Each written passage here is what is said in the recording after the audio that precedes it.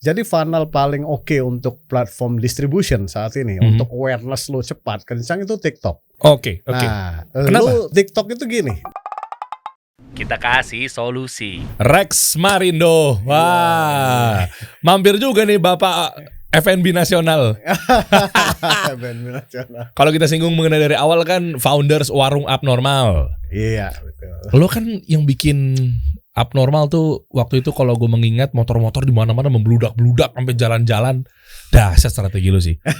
Foodies. Ya. Wah, berapa? Nyampe 40.000, 50.000 members? Wah, udah banyak banget bro kalau yang Banyak ya? belajar sih. Apalagi kan online ya. Oke. Online Ya, buat belajar F&B. Bisnis owner rata-rata F&B kan? Iya, rata-rata F&B. Jadi kalau yang sekarang belajar di Foodies itu nggak hanya business owner. Oke. Ya, tapi juga kita punya kelas-kelas buat karyawannya. Oh. Jadi kan ini owner one things ya, tapi karyawan kan jauh lebih gede dan jauh juga penting banget punya karyawan yang memang tereducated gitu ya. Oke. Nanti kita bahas ya. Siap. Ya kita bahas ya. Gimana sih cara porsinya buat ngatur karyawannya, buat strateginya. Awal dulu nih. Ini kan apa ya? Bisa dibilang mungkin lo bisnis awalnya nih langsung F&B atau memang korban-korban dari bisnis model yang lainnya nggak jalan. Biasanya gitu. Kayak gue gak cocok di ranah ini nih. Kayaknya gue ini deh. Tahun berapa? Gue mulai bisnis itu sebenarnya udah sejak kuliah bro. Oke. Ya jadi sejak kuliah gue udah mulai bisnis. Gue mikir bahwa keluarga gue kebanyakan nih kerjanya di tambang gitu ya. Nah gue nggak mau. Jadi kebetulan gue kuliah di Parahyangan dulu di Bandung, yang memang circle kita juga teman-teman banyak pengusaha. Nah gue pikir gue harus jadi pengusaha nih. Oke. Gitu. Jadi sejak kuliah gue udah bikin bisnis itu bisnis desain grafis dan percetakan. Oh agency. Agency. Oke, itu di Bandung. Di Bandung masih kuliah juga tuh. Oke. Ya, tapi berhubung karena gue senior waktu itu lebih mudah cari proyeknya ke anak-anak junior ini gitu. Cetakan buat ke gue ya gitu. Oh ngerti gue. Kayak dulu bikin jaket angkatan ya. Ya bener tuh jaket angkatan kita yang bikin tuh dulu di ekonomi tuh. Pasti di mana ada cuan tuh kayaknya tuh berebut dari situ tuh. Oke, terus? Jadi setelah lulus akhirnya gue sama teman-teman gue yang sampai sekarang juga kita masih berpartner. Teman-teman yang sekarang ini yang di mana? Teman-teman yang dari kuliah. Yang di Foodies? Gue di Foodies ini. Oh oke. Gitu di bisnis kuliner itu juga sama ya orang-orang. Nah jadi sampai 2013 tuh kita brand consultant dan advertising. Oke. Nah di situ gue jadi consultant agency 2013. Kayaknya capek juga ya jadi agensi, jadi konsultan ya. Oke. Kerjaannya bikin kaya orang gitu sih, kagak kaya gitu. Apakah semua? Enggak juga sih, ini gue doang maksudnya. Baru gue mau sama ratakan ke semua. itu gue rada ya gue mikir kayaknya kita nggak oke nih ya bisnis ini nggak ada hack growth-nya. Oke. Ya, karena mungkin kita juga nggak kepikir harus ngapain gitu ya. Oke. Nah, baru di 2013 kita kayaknya guys, mendingan kita cari bisnis deh yang bisa scale. Ya, makanya waktu itu berpikirlah bahwa kuliner nih kayaknya nih. Apa landasan atau mungkin indikatornya kenapa kuliner yang sekiranya gampang untuk scale up? Kalau dulu sih simpel aja mikirnya ya. Kalau bisnis kuliner ini bisnis yang orang itu butuh makan, mulai dari dia bangun pagi sampai dia mau bobo malam, dah. Oke. Gitu. Jadi lo tinggal mau isi yang mana nih? Pagi-pagi lo bisa jual ketoprak, nasi kuning, nasi uduk dan lain-lain. Oke. Setelahnya lo mungkin bisa jualan kopi buat nongkrong dan lain-lain. Atau lo bisa makan siang. Setelah itu in the middle-nya sama nongkrong-nongkrong lagi, makan malam dan nongkrong lagi malam.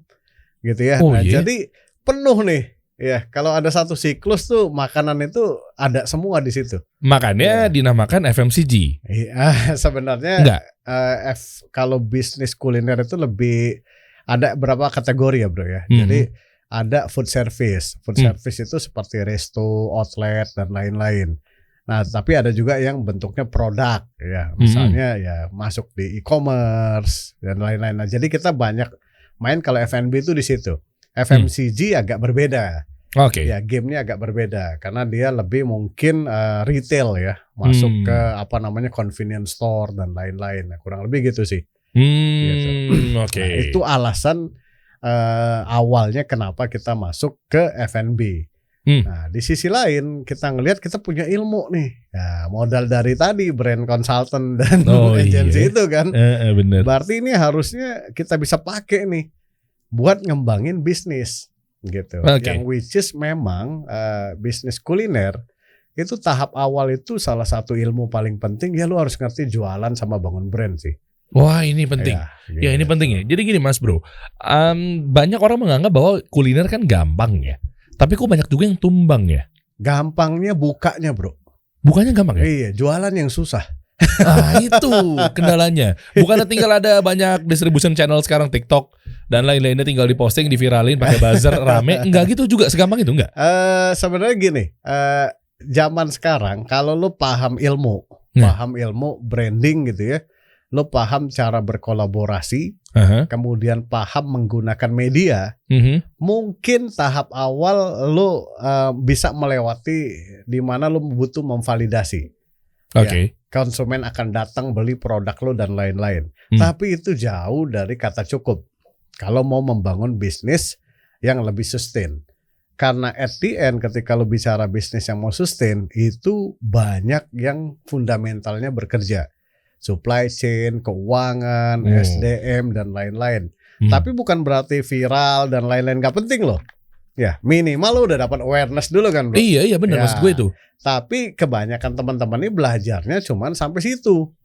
Ya habis itu gimana supply chain lo misalnya, gimana SOP lo biar stabil, gimana implementasi SOP, KPI. Nah yang ini nih yang kelupaan. Iya bener ya. KOL atau Key Opinion Leader atau influencer itu bisa menjadi solusi nggak sih buat para F&B? Gua endorse rasa kan gitu. Gua rasa saat ini yes. Iya. Yes, betul. Kenapa? Dibanding ads? Ads nggak terlalu, bukan gua nggak bilang works ya. Tapi kalau lo baru mulai bisnis, ya influencer ini ataupun KOL ini kita bisa berkolaborasi dalam berbagai bentuk kerjasama. Ini menariknya nih. Ya. Pertama, lo bisa bayar, mereka endorse brand lo, udah selesai. Tapi lo juga bisa berkolaborasi. Nanti sistemnya revenue sharing. Nah, jadi ada success faktornya tuh. Nah, yang ketiga, lo bahkan bisa ajak influencer atau KOL ini jadi business ownernya sama-sama. Dengan tanggung jawab masing-masing yang lo atur nanti di dalam perjanjian pemegang saham. Ya. Ini alasannya nih. Iya ini. Nah, bayangin kalau lo pasang iklan, lo UMKM, seberapa gede duit lo untuk mencapai exposure yang sangat besar. Wow, budget per akuisisinya ya. Iya. Dan satu lagi, kalau lo pasang iklan, lo nggak punya authority. Nah, beda kalau misalnya seorang KOL datang, oh guys nih enak banget nih, lo cobain. Nah, kita kan zaman sekarang apa namanya FOMO. Ya, fear of missing out. Atau kalau enggak kita itu makan konten baru beli produk bro. Gitu. Iya lagi. Iya, kok bener ya? Iya, jadi lo lihat dulu di TikTok. Wah gila nih, gue mau datang nih kayaknya. Nah, lo udah makan konten kan?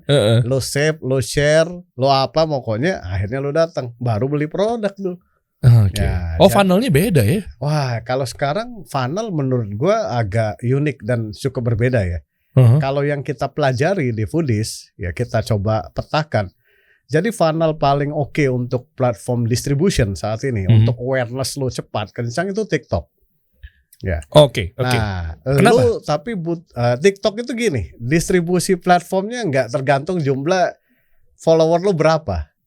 Ya, aslinya kalau video lo cakep nih, misalnya pas kontennya menarik, lo bisa reach ratusan ribu, puluhan ribu FYP. Atau jutaan tanpa harus lo punya follower sebanyak itu. Tapi udah pasti konversi tuh. Gitu. Bedanya gini, awareness itu kan penting ketika lo baru bangun brand. Nah, minimal orang tahu brand lo. Iya, setuju. Nah, untuk mendorong adanya call to action, bikinlah konten yang ya kita suka bilang ada wow faktornya. Iya. Nah, wow faktor ini yang mendorong orang. Wah gila nih, ini apa nih balungan dinosaurus misalnya. Lu jadi penasaran gak? Iya betul. Karena kalau udah penasaran, ya itulah orang akan terjadi namanya ya pembelian dan lain-lain. Bikin penasaran dulu. Oke. Makanya butuh business owner sekarang kalau menurut kita. Dia harus paham tentang konten, dia harus ngerti platform, dia harus ngerti kolaborasi. Itu minimal tahap-tahap awal tuh. Jangan sampai kita F&B owner ya yang atau baru mau terjun nggak paham ini. Gitu. Oh, oke. Ini menarik, kita bahas mengenai corong dulu kali ya. Buat teman-teman mungkin UMKM kan bingung asal apa ya, funnel apa segala macam. Ya. Funnel buat bisnis F&B, sebelumnya nanti mungkin kita bahasnya lebih lanjut kali ya. Oke. Nanti mengenai gimana cara bangun bisnis F&B dari nol apa segala macam. Menariknya funnel ini tuh gimana sih habit atau behaviornya market itu?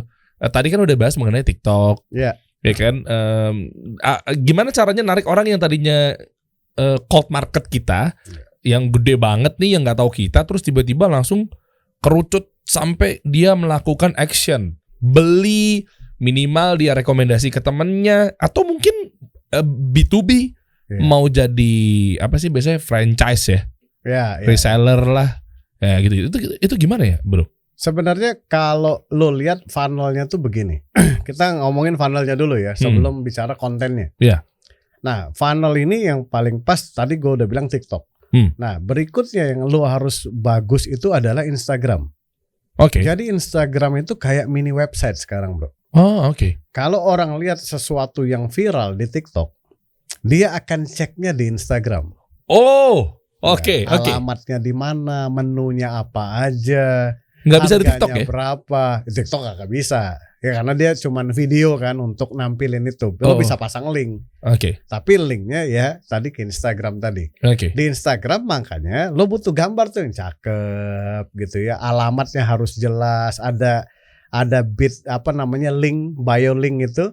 Yang dimana lo bisa dikontak sales lo, alamat lo ada mapnya, kemudian ada websitenya juga, ada daftar menu. Nah itu lo harus lengkapin tuh karena Instagram itu mini websitenya itu. Oh, oke. Gitu. Ini menarik nih.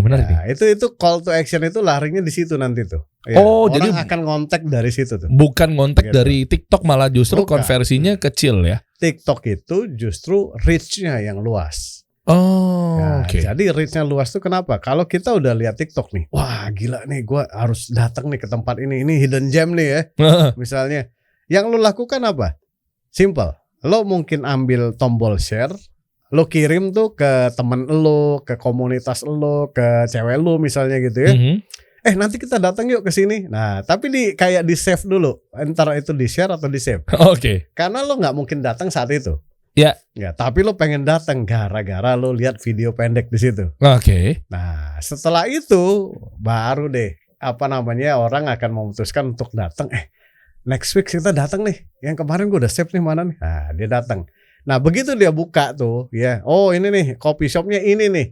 Nah, dia akan cari map tuh pasti. Di mana nih ya tempatnya? Oke. Nah, disitulah Instagram penting. Jadi jangan sampai Instagram lo kagak ada map.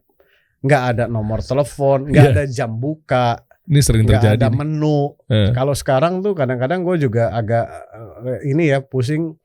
Ini tempat halal kagak ya? Nah ini juga nih penting sebenarnya ditaruh bahwa ini misalnya halal gitu ya. Jangan sampai gue sering banget kejadian datang ya kagak halal ternyata gitu ya. Karena dia nggak campaign itu. Ya, nah jadi ini penting informasi, dan informasi ini 5W1H kalau di Instagram itu. Oke. Ya apa yang lo jual, di mana lo jual, berapa harganya lo jual dan lain-lain. Nah ini harus dipenuhi nih unsur 5W1H ini. Oke. Di Instagram, di TikTok yang penting nyebar. Reach. Wow atau hooknya itu harus jelas tuh. Nah itu kunci berikutnya bro. Kita harus paham namanya ilmu hook atau ilmu wow factor. Di 3 detik pertama biasanya itu ya? Yes, betul. Jadi ketika lo harus ciptakan sesuatu yang interesting pointnya tuh cepet banget dapat. Contohnya apa sih kalau F&B biasanya? Banyak loh. Langsung shoot ke makanannya kah? Atau ke store atau outletnya? Atau memang si influencernya? Atau kemana nih? Atau suasananya? Kalau bicara wow factor, lo bisa ambil dalam berbagai angle. Satu, lo bisa shoot langsung produknya. Nah, produknya siapkanlah sesuatu produk yang memang bikin wow. Iya, betul, kan? betul. Jadi jangan lo jualan nasi goreng, oke. Ya terus Ya udah, apa? Nah, tapi kalau lo, guys, di tempat ini ada jualan nasi goreng Wagyu E-Vibe lo yang harganya 300.000. Wow. Gitu. Keren. Nah, ini kan jadi obrolan. Iya. Anyway, lo mungkin jualan nasi goreng yang harga 20-30 ribu, tapi memang ada menu itu khusus untuk faktor wow-nya. Gitu. Oke, terlepas nantinya misalkan dia mau datang taunya closingnya pakai yang menu yang 20.000 nggak masalah. Berapa Yang penting banyak sih yang akan beli nasi goreng 300.000? Tapi setidaknya nanti orang konsumen tahu. Atau dulu di Jogja tuh ya, ada yang bahas, oh ini balungan dinosaurus. Waduh, tempat sop ayam balungannya kayak dinosaurus, bener gede banget gitu ya. bisa begitu.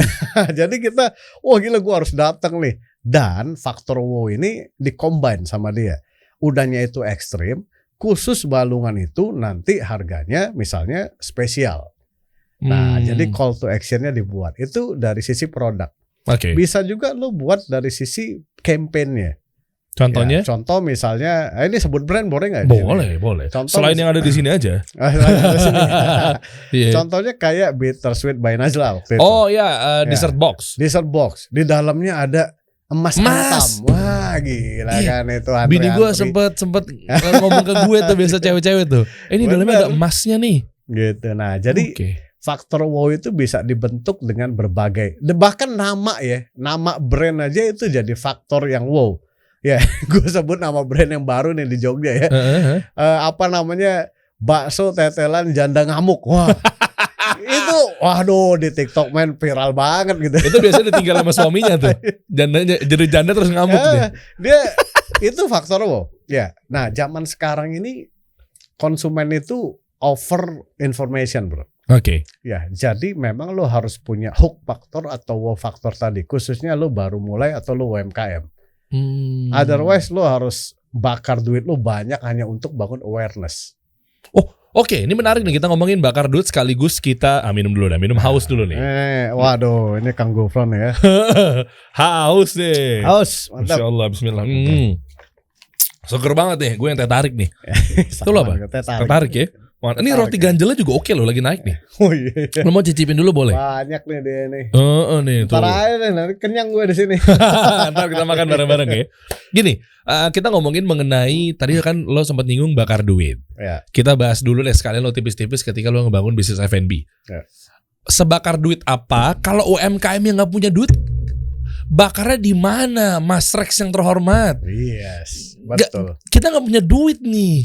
Terus gimana? Apakah harus ngebakar? Terus mulainya dari mana?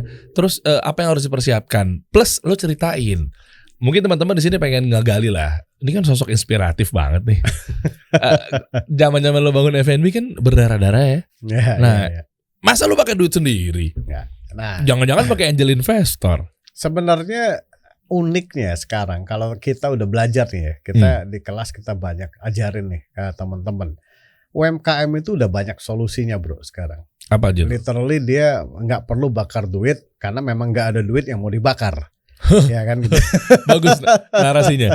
Bukan kayak semacam startup tech atau mungkin marketplace. Kalau lu di kuliner mau bikin bisnis kuliner itu sulit lah jualan jualan pitch deck gitu ya. Kecuali di ikutan lomba. Gitu. Nah jadi zaman sekarang itu lo mau ngebangun brand. Ya, lo bisa tadi berkolaborasi. Lo bisa siapkan faktornya. Lo bisa siapkan story yang menarik untuk kemudian brand lo ini bisa. Atau lo bisa juga bangun channel sales yang hemat dulu sebelum lo bangun outlet. Ya, contoh misalnya lo bisa pakai WA Business free. Oke. Ya, untuk berjualan di sekitar lo dulu, yang lo kenal-kenal di Facebook, komunitas dan lain-lain seperti itu. Lo nggak perlu keluar inventory dulu, lo bisa pakai PO dulu. Oke. Ya, pre-order. Nah jadi nggak ada alasan sih sebetulnya. Wah nggak ada duit, nggak bisa mulai bisnis kuliner. Ya artinya bisnis kuliner itu bisa dimulai bahkan dari hal-hal terkecil, hal-hal yang kita miliki saat ini aja. Teman-teman kita, keluarga kita, ya lingkungan kita dan juga komunitas yang kita miliki. Dan ini banyak yang membangun bisnis kuliner model begini. Dan ini bagus. Kenapa? Untuk memvalidasi terlebih dahulu produknya kita. Oke. Ya. kalau misalnya dari 100 temen gue nih makan nasi goreng buatan gue nih, misalnya kita bikin nasi goreng daging apalah katakanlah. Dari 100, seminggu 50 beli lagi. Wah bro, nagih produk nasi goreng lu bro, enak banget bro, harga juga oke. Nah di situ lo punya validasi jadi produk lo. Gitu. Artinya kalau lo mau kembangin, lo bisa kembangin dengan channel sales lain yang juga lebih luas. Contoh, pakailah delivery online dulu. Kan lo bisa ghost kitchen di garasi rumah lo atau dapur rumah lo. Nah, oke. Nih menarik. Kita coba layani audiens kita yang awam. Oke. WA bisnis monetize-nya gimana nih bro? Sebenarnya kan WA bisnis itu kalau gue nih ya di Bandung, gue ada langganan salmon tuh ya. Oke. Gitu. Itu gue belinya lewat WA bisnis terus langganan gue salmon itu. Oke. Nah dia cara monetize-nya si WA bisnis ini dijadikan apa? Apakah memang sebagai customer service aja yang memang si link WA-nya itu ditaruh di bio kita? Yes. Atau gimana nih? Jadi gini, kalau contoh gue mau jualan nasi goreng, atau gini deh, gue ambil contoh agak ekstrim. Gue mau jualan angsa goreng. Oke. Jarang ya. Jarang banget tuh. Angsa goreng potensi tuh. ide nih. Masalahnya cari supply-nya di mana? Iya berat juga ya. Itu dia tuh. Oke, terus. Nah, jadi gue mau jualan angsa goreng. Ya, gue kan udah foto-foto produk dan lain-lain. Nah, gue punya HP di mana nomor WA itu gue jadiin WA bisnis. Iya. Nah, kemudian gue kan bisa pakai aplikasi-aplikasi desain sederhana. Ya gue foto, kasih nomor telepon dan lain-lain. Kemudian gue WA blast dulu ke teman-teman database gue. Guys, gue hari ini mulai jualan angsa goreng. Wah, ini pertama nih, belum ada di Indonesia yang jualan angsa goreng. Katakanlah. Nah, teman-teman lu kan mungkin ada aja yang penasaran. Nah, ingat tadi hook faktornya itu, wow faktornya. Wow faktornya angsa goreng. Jarang yang jualan angsa goreng. Nah, atau kalau lo mau jualan nasi goreng, carilah nasi goreng yang ada wow faktornya. Walaupun nanti andalan lo itu mungkin nasi goreng ayam, kambing dan lain-lain, which is okay, nggak ada masalah. Tapi untuk mendorong teman-teman lo beli atau sekitar lo, mungkin lo munculin lah, gue punya nasi goreng jengkol, onta gitu, macam-macam lah.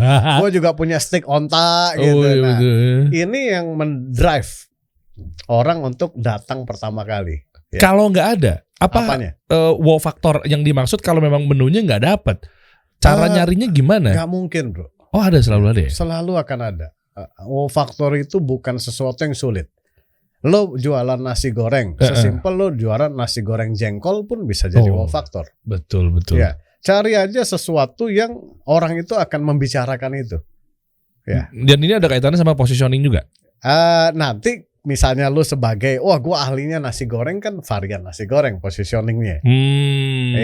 Nah, tapi lo butuh masuk. Dan gini, teman-teman UMKM ya, kadang-kadang nggak usah dipusingin dulu bro, positioning dan lain-lain. Terlalu jauh kejauhan ya pemahamannya. Ya, yang penting jualan dulu. Nah, untuk jualan butuh faktor. Nah, nanti di situ bertahap baru dibangun brand. Positioningnya mau ke arah mana? Oh itu telatnya gitu. Kayak gitu? Sebenarnya enggak Ya? Karena satu, kita butuh validasi dan butuh jualan dulu. Ya. Kan kalau diajarkan positioning sejak awal, gue khawatir nanti nggak jadi bisnis. Susah ya ternyata bisnis itu ya. Harus membangun positioning yang diletakkan di benak konsumen gitu. Wah berat banget ya.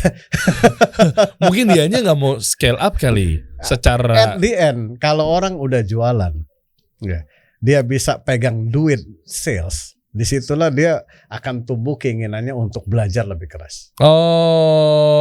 Keren. Ya. Tapi bukan berarti lo bisnis mulai aja. Ya. Kayak tadi kita bicara wow factor, kan wow factor harus belajar bro. Ya minimal apa sih wow factor itu? Ada 7 atau 8 hal bagaimana membangun wow factor. Nah itu kan butuh belajar. Nah tapi apa yang dipelajari terlebih dahulu. Nah ini yang penting, tahapan-tahapannya. Belum lo ajarin UMKM baru mau mulai supply chain management. Waduh. Kagak jadi bisnis dia. Oh gitu. Ya, tapi itu terlepas dari memang penting ya. Penting. Sangat penting sekali. Tapi kan namanya murid SD bro. Yang diajarin kan tambah, kali, dan bagi dulu sebelum aljabar. Yes. Iya kan? Ya. Itu maksud gue gitu. Bukan Oke. tidak penting, tapi sesuai nanti kelasnya dia akan mulai harus belajar. Gitu. Oke. Lo nggak perlu belajar tentang scale up, men. Kalau baru jualan omset lo baru 50.000, 100.000 sehari. Gitu. Oke. Iya. Apa yang harus dilakukan ketika kita mau memulai tanpa harus mikirin yang harus detail-detail dulu?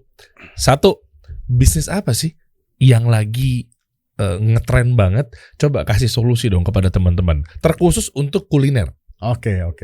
Kalau gue bukan tipikal, jadi ada dua nih ya cara kita memulai bisnis kuliner. Nah, ini ditunggu-tunggu nih. Satu, lo lihat pasarnya gede. Oke. Ya, kategori produk pasarnya gede. Contoh misalnya lo mau masuk ke bisnis sate, gede tuh. Ya, banyak yang makan sate. Lo mau jualan nasi warteg, siapa yang nggak makan nasi warteg? Nasi Padang, nasi rames gitu ya. Oke. Nah, atau lo cari manfaatkan sesuatu yang memang lagi hype. Ya. Oke. Nah, contoh misalnya nih ada steak yang lagi rame banget tuh di belakang Grand Indonesia. Oh iya itu.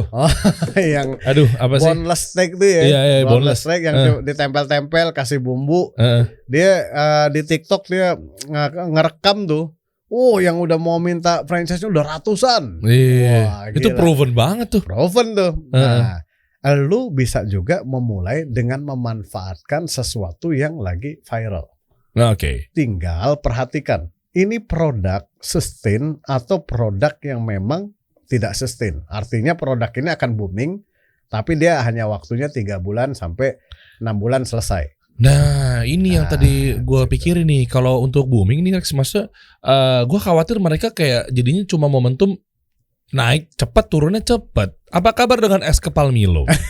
Berapa banyak orang-orang langsung pada buka, terus tiba-tiba tumbang. Gimana tuh? Sebenarnya orang tuh suka ngebandinginnya yang memang sudah hilang aja. Oke. Nah, kadang-kadang kita bisa nanya balik, apa kabar dengan es kopi susu? Wah. Keren bantahannya keren. Ya kan? Kalah gua guys. Sampai hari ini juga mungkin sales paling tinggi di dunia kopi itu ya salah satunya es kopi susu sekarang. Dan rata-rata coffee shop tuh selalu template ada es kopi susunya. Iya. Awalnya siapa dia ya? Si Tio ya? Mungkin Tio Tuku dulu ya. Iya, Tio Tuku kan? Gue sih taunya dari pas Pak Jokowi ke sono ya. Oh iya. Gitu, taunya di situ. Nah, terus apa lagi? Paling itu doang, Rex. Banyak loh. Croffle sekarang jadi template lah udah di banyak tempat. Dessert gitu box. Ya.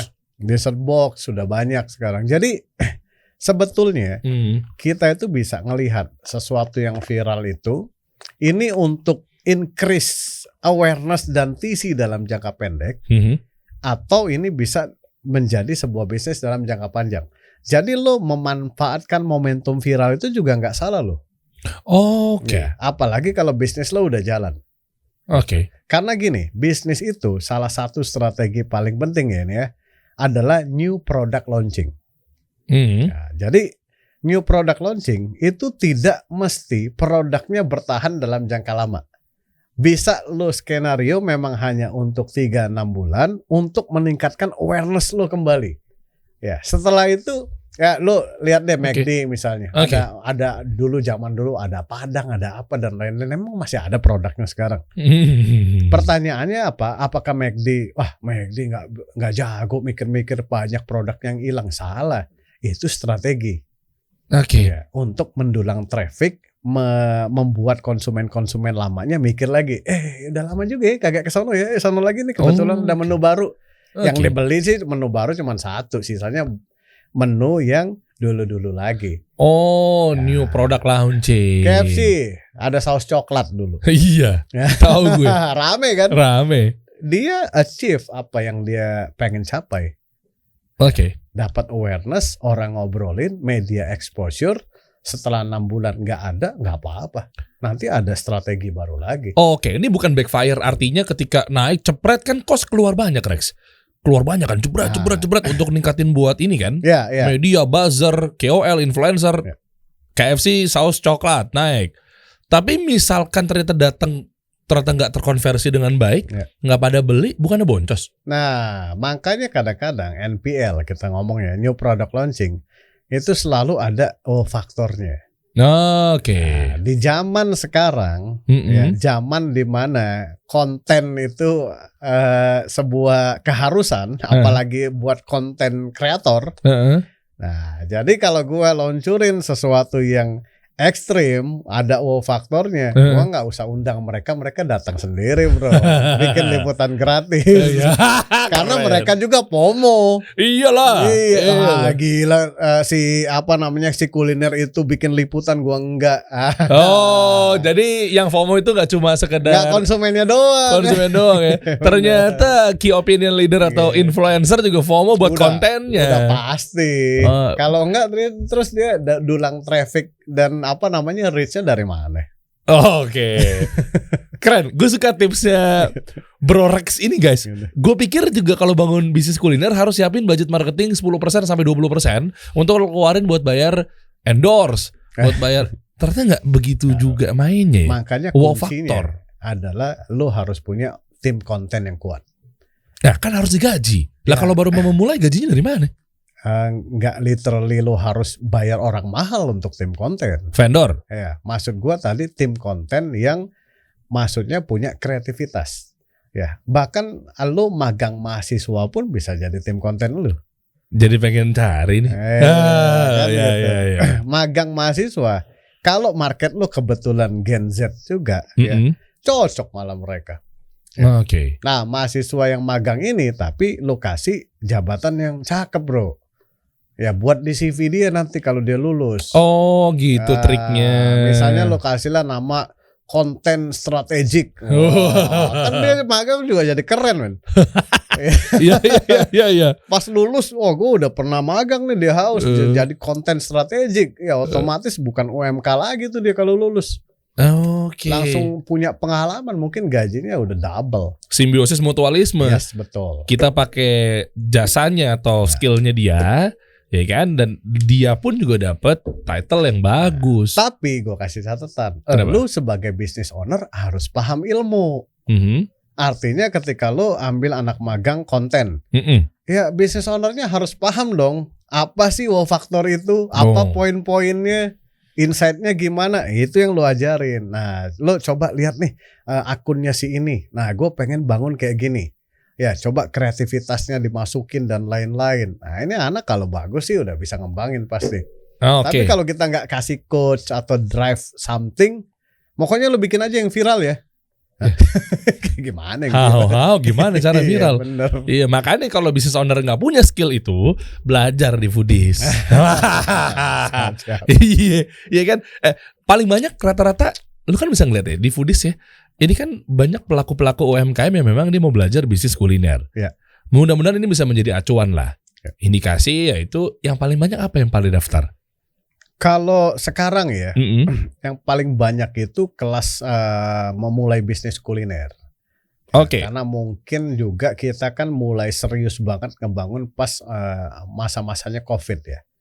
Nah, di mana orang mungkin melihat bisnis kuliner ini salah satu bisnis yang ya bisa dimasukin lah oleh siapa aja. Oke, produknya apa? Gitu. Kalau produk apa biasanya? Kalau kita biasanya ngajarin produk-produk yang memang skill dimakan setiap hari gampang. Ya jadi ya sesimpel ya bikin nasi goreng, kita bikin kelas nasi padang. Oh, sampai sedetail itu produknya? Sampai sedetail itu, bikin kelas mie pernah. Jadi kita bikinin ini produknya loh, ini cara jualannya, bangun bisnisnya. Nah, bisa seperti itu kita berapa kali kita bikin minuman dan lain-lain gitu. Nah, jadi kita jarang sekali ngajarin produk-produk yang terlalu spesifik untuk teman-teman yang baru memulai bisnis. Bukannya justru lebih bagus untuk nanti nempel ke positioning ya? Sebenarnya enggak juga. Positioning itu tidak terkait langsung dengan produk begitu aja. Tapi ya, lo bisa jualan nasi goreng. Dulu gue mulai jualan nasi goreng, bro, di jalan di Pati Ukur. Oh, oke. Dan itu di saat itu di jalan itu ada 20 penjual nasi goreng. Wah, ini menarik nih. Gimana cara bersaing sama mereka? Ilmu. Aduh. Ilmu apa kan pertanyaannya? Ya waktu itu kita pakai ilmu marketing. Apa itu? Ya, contoh misalnya, lo paham ilmu marketing. Dalam marketing itu ada 7P. Ya. Oke. Product, price, place, promotion, people, physical evidence, dan proses. Oke. Ya. Oke. Lo bicara soal produk. P pertama. Di dalam produk itu banyak atribut yang bisa lo ulik-ulik. Nah, Oke. ini nih biasanya nih yang kenapa ilmu itu penting. Oke. Ya, jadi kalau lo udah belajar manajemen nggak hafal beginian, nah sayang emang. Misalnya ya, Iya benar. di dalam produk katakanlah. Kalau kita ngebahas sebuah produk, gue mau jualan nasi goreng nih. Oke, kita bahas dulu soal produk nih. Belum ngomongin wow faktor lain-lain lah ya. Gitu. Di dalam produk itu ada yang dinamakan dengan varian produk. Oke. Nah, kita kan bisa discuss. Kira-kira kita jualan nasi goreng variannya apa aja ya? Oke. Nah, disitulah kan nanti kita bahas. Wah, kalau kita butuh survei tuh. Makanya bisnis itu juga butuh tuh namanya riset. Ya. Tapi riset juga nggak ribet-ribet amat. Datengin aja seluruh tukang nasi goreng di situ. Data dia jual apa dan lain-lain. Dari waktu kita mendata, kita ngelihat nih, semua tukang nasi gorengnya pasti single itu aja. Toppingnya beda-beda. Ya. Oke. Bisa topping seafood dan lain-lain. Tapi rasanya nasi gorengnya itu aja. Iya sih. Nah, kita mikir gimana kalau kita buat nasi goreng yang rasanya beda-beda, pakai rempah. Oh. Nah, jadi akhirnya kita munculin tuh ada nasi goreng keluak, ada nasi goreng kunyit, ada nasi goreng kencur. Serius Yang rasa-rasanya begitu tuh. Oke. Ya, nah itu ilmu tentang varian produk, bro. Oke. Ya, kemudian di dalam produk ada juga unsur nama produknya. Namanya apa ya? Gitu. Masa nasi goreng kencur? Itu salah tuh. Ya bukan salah, namanya sih betul nasi goreng kencur, tapi nggak ada unsur wow-nya. Harus digandeng dengan wow faktor tadi. Iya, akhirnya apa nih? Nama brand kita kan nasi goreng mafia misalnya. Iya. Mafia itu kepanjangan makanan favorit Indonesia. Oh iya, nasi goreng mafia punya lo juga kan? Iya, masih di Patio Ukur Bandung. Gue baru notice dari tadi. Gitu. Gue lagi mikir lo ngobrol itu nasi goreng Nasi bener goreng ya? apa ya? Nasi goreng apa dia, Gitu. dia punya. Oh iya bener. Oke. Nah, Jadi dari situ kita mikir nih apa namanya, pakai nama-nama penjahat aja ya. Gitu. Nah, akhirnya kita kasih nama tuh gangster, preman, yakuza gitu. Wow. Nah, itu unsur wow-nya. Oke. Untuk teman-teman UMKM. Yang akhirnya karena unsur itu orang tuh banyak membicarakan begitu aja. Banyak konten kreator yang bikin karena ya lu udah punya unsur wow tadi. Iya. Ya, tanpa gua harus spending bayar duit. Yang which is itu kita nggak punya banyak duit untuk melakukan itu. Nah, itu solusi UMKM salah satunya tuh. Wow, oke. Sebenarnya. Dan kuncinya UMKM, teman-teman UMKM bisa melakukan ini adalah ilmu. Ilmu sih, bener sih. Ya. Bener. Dan lo juga clear juga sih. Maksudnya balik lagi ke masalah positioning ya. Nggak cuma restoran mafia, tapi nasi goreng mafia. Ya. Itu gue demen banget. Fokusnya ke situ ya. Ini. Dan akhirnya kita memposisikan nasi goreng rempah. Oh itu ke Ya. situ ya. Nah, jadi nasi goreng rempah pertama di Indonesia. Nggak boleh tuh klaim kayak begitu. Oke. Gua kasih Cimiwiu tulisan. Correct me if I'm wrong. Kayak ada resto bebek di Jakarta. Iya. Gitu. Restoran bebek paling enak. Kate yang udah pernah makan. Oh klaimnya halus ya. Ya. Nah Gitu. mengenai P yang kedua, tadi kan produk nih. Ya. P yang kedua tuh apa tadi? P kedua ada price. Cara nentuin harga gimana sih buat? Cara nentuin harga satu. Kita kasih solusi.